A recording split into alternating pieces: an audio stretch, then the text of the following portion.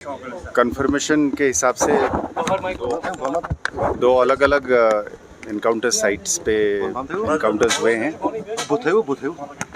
Body की confirmation के हिसाब से 6 आतंकियों का हमारे यहाँ कवर है। जी जी सर, कितनी बड़ी सफलता है ये सिक्योरिटी फोर्सेस के लिए, क्योंकि काफ़ी चल रहा था पिछले दिनों से इंटेलिजेंस इनपुट जिस अंदाज से जम्मू में कुछ टेरर अटैक्स हुए थे और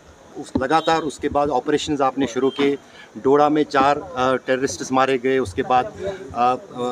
बारामूला में और अब साउथ कश्मीर के कुलगाम में।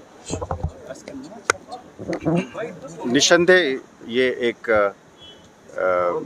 बहुत बड़ा माइलस्टोन है, बहुत बड़ा प्रोग्रेस है।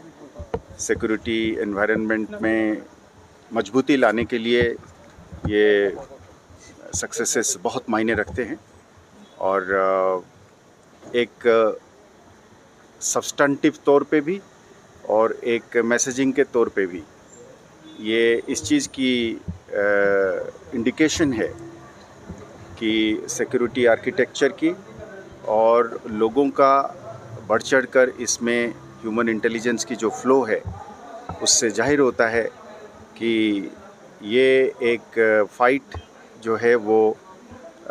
लॉजिकल कंक्लूजन पर पहुंचेगी और इसमें लगातार इस तरीके का सक्सेसेस आते रहेंगे और जो भी कोशिश होगा दूसरे साइड से,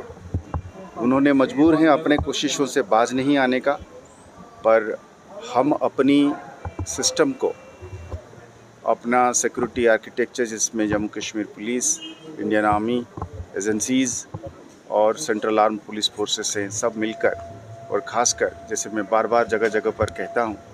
कि अवामी सपोर्ट के साथ, लोगों के साथ इस चीज़ को हम ज़रूर जीतेंगे और हम ये समझते हैं कि लोगों का पीस में, शांति में और ज़्यादातर और लोगों का जान बचाने के लिए, इस अफरा तफरी को ख़त्म करने के लिए मेरे ख्याल में सब लोग इसमें शामिल हो रहे हैं और ये एक और जोर पकड़ रहा है। सर, कुछ आइडेंटिफिकेशन हुई है कौन सा ग्रुप था, ये कहाँ से आया? अभी ऑपरेशंस चालू है, इसलिए एक जगह में अभी ऑपरेशन कंक्लूजन पे नहीं पहुंचा है, तो जब हो जाएगा तब हम क्लैरिटी के साथ बात कर सकते हैं। कई बार ऐसा होता है कि 2 तंजीम आपस में भी कोऑर्डिनेट करके बैठते हैं, तो इसलिए जब हम एक एक करके इसकी वो करेंगे तब इसमें लोकल टेररिस्ट्स का भी होने का खबर मिली है,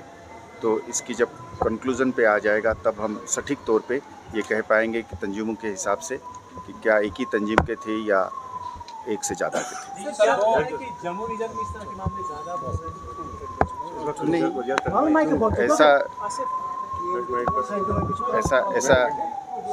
ऐसा नहीं है कि